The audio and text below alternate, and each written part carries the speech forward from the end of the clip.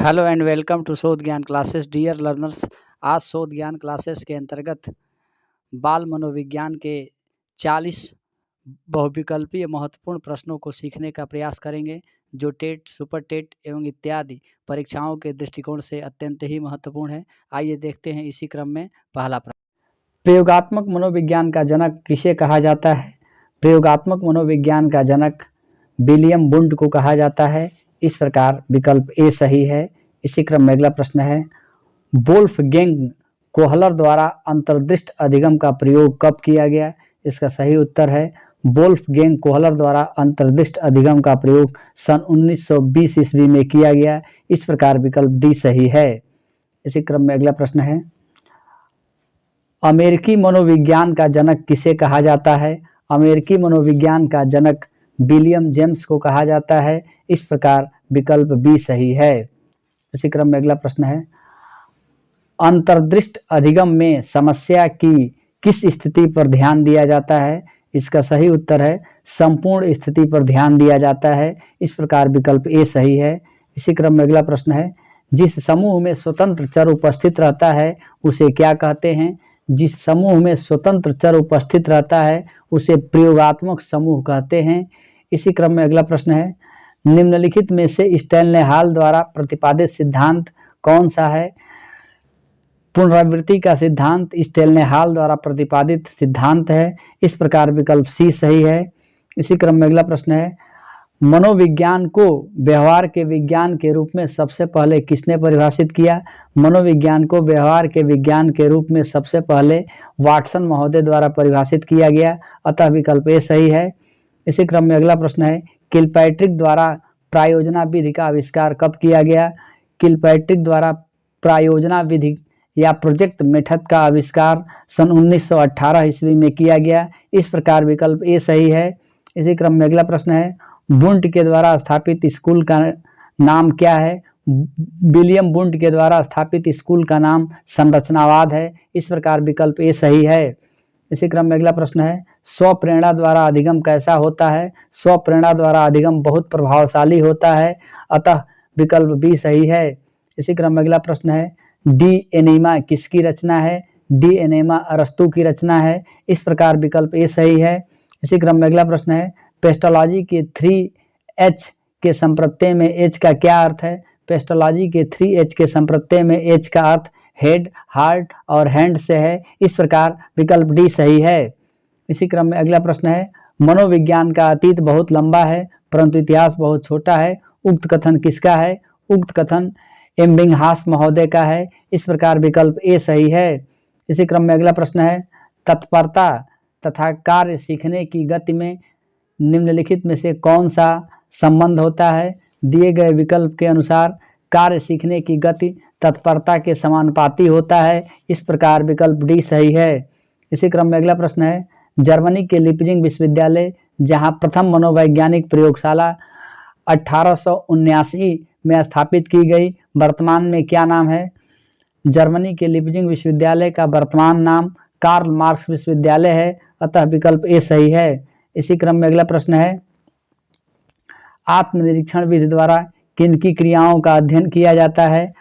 आत्मनिरीक्षण विधि के द्वारा स्वयं की क्रियाओं का अध्ययन किया जाता है। इस प्रकार विकल्प बी सही है। इसी क्रम में अगला प्रश्न है, प्रश्नोत्तरी विधि का जनक किसे माना जाता है?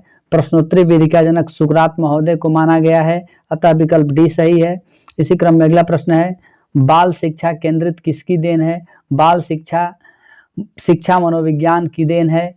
इसी क्रम में अगला प्रश्न है, शिक्षा मनुष्य की अंतर्निहित क्षमता का पूर्णता से विकास करती है। यह कथन किसका है? यह कथन स्वामी विवेकानंद का है। इस प्रकार विकल्प ए सही है। इसी क्रम में अगला प्रश्न है, थॉर्नडाइक ने शिक्षा मनोविज्ञान का कैसा रूप प्रदान किया है?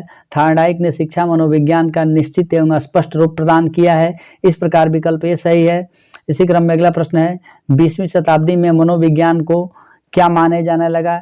20वीं शताब्दी में मनोविज्ञान को व्यवहार का विज्ञान माने जाने लगा। इस प्रकार विकल्प बी सही है। इसी क्रम में अगला प्रश्न है, विकास का क्या अर्थ है? विकास का अर्थ दिए गए विकल्प के अनुसार अभिप्रेरणा एवं अनुभव के फलस्वरूप होने वाले परिवर्तनों की उत्तरोत्तर श्रृंखला से है। इस प्रकार विकल्प सी सही है।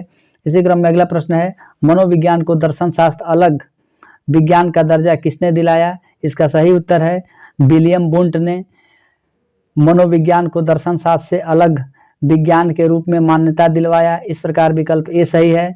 इसी क्रम में अगला प्रश्न है, निम्नलिखित में से कौन सा वृद्धि और विकास के सिद्धांतों से संबंधित नहीं है? दिए गए विकल्प में से वर्गीकरण का सिद्धांत वृद्धि और विकास के सिद्धांत से संबंधित नहीं है। इस प्रकार विकल्प बी सही है। इसी क्रम में अगला प्रश्न है, मैकडूगल ने अपनी पुस्तक आउटलाइन ऑफ साइकोलॉजी में किस शब्द की कड़ी आलोचना की है? मैकडूगल ने अपनी पुस्तक आउटलाइन ऑफ साइकोलॉजी में चेतना शब्द की कड़ी आलोचना की है। इस प्रकार विकल्प डी सही है। इसी क्रम में अगला प्रश्न है, मनोविज्ञान का जन्म किसके समय दर्शन शास्त्र के अंग के रूप में हुआ? मनोविज्ञान का जन्म अरस्तु के समय में दर्शन शास्त्र के अंग के रूप में हुआ। इस प्रकार विकल्प बी सही है। इसी क्रम में अगला प्रश्न है, एक बच्चे की वृद्धि और विकास के अध्ययन की सर्वाधिक अच्छी विधि कौन सी है? एक बच्चे की वृद्धि और विकास के अध्ययन की सर्वाधिक अच्छी विधि विकासीय विधि है। इस प्रकार विकल्प सी सही है। इसी क्रम में अगला प्रश्न है, शिक्षा मनोविज्ञान के मुख्य तत्व हैं। शिक्षा मनोविज्ञान के मुख्य तत्वों में विद्यार्थी, सीखने की प्रक्रिया एवं अध्यापक हैं। इस प्रकार विकल्प डी सही है। इसी क्रम में अगला प्रश्न है, मनोविज्ञान दर्शन शास्त्र से कब अलग हुआ? मनोविज्ञान दर्शन शास्त्र से 1879 में अलग हुआ। इस प्रकार विकल्प बी सही है। इसी क्रम में अगला प्रश्न है, सर्वप्रथम मनोविज्ञान को किस विषय के अध्ययनकर्ताओं के रूप में स्वीकार किया गया? सर्वप्रथम मनोविज्ञान को आत्मा के अध्ययन के रूप में स्वीकार किया गया। इस प्रकार विकल्प बी सही है। इसी क्रम में अगला प्रश्न है, निम्न में से कौन सा मूल्यांकन के त्रिकोण का भाग नहीं है? शिक्षण अनुभव मूल्यांकन के त्रिकोण का भाग नहीं है। इस प्रकार विकल्प सी सही है। इसी क्रम में अगला प्रश्न है, निम्न में से कौन सी समस्या शिक्षा मनोविज्ञान के क्षेत्र में आती है? दिए गए विकल्प में से शैक्षणिक पिछड़ापन शिक्षा के मनोविज्ञान क्षेत्र के अंतर्गत आती है। इस प्रकार विकल्प डी सही है।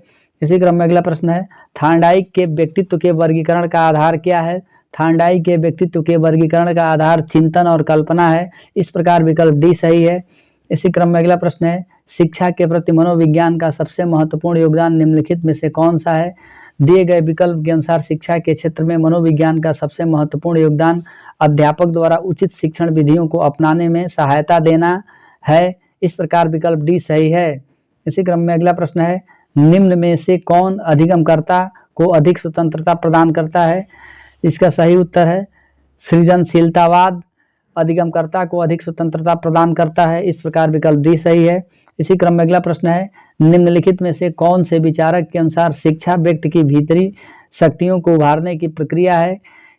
दिए गए विकल्प के अनुसार पेस्टोलॉजी सही विकल्प है, क्योंकि पेस्टोलॉजी के द्वारा कहा गया शिक्षा व्यक्ति की भीतरी शक्तियों को उभारने की एक प्रक्रिया है। इस प्रकार विकल्प बी सही है। इसी क्रम में अगला प्रश्न है, जब शिशु अपनी आंख, कान और हाथ के संबंध में सोचते हैं तो ये निम्नलिखित में से कौन से स्तर में शामिल होते हैं? इसका सही उत्तर है इंद्रिय जनित स्तर में सम्मिलित होते हैं। इस प्रकार विकल्प सी सही है। इसी क्रम में अगला प्रश्न है, निम्न में से कौन सा कथन शिक्षा मनोविज्ञान के अर्थ को सबसे अधिक सही ढंग से प्रकट करता है? इसका सही उत्तर है दिए गए विकल्प के अनुसार यह शिक्षा को मनोवैज्ञानिक आधार प्रदान करता है। इस प्रकार विकल्प डी सही है। इसी क्रम में अगला प्रश्न है, कोहलर के सूत्र सिद्धांत में बनमानुस का क्या नाम था? कोहलर के सूत्र सिद्धांत में बनमानुस का नाम सुल्तान था। शोध ज्ञान क्लासेस को सुनने के लिए आप सभी को बहुत बहुत धन्यवाद एवं नमस्कार।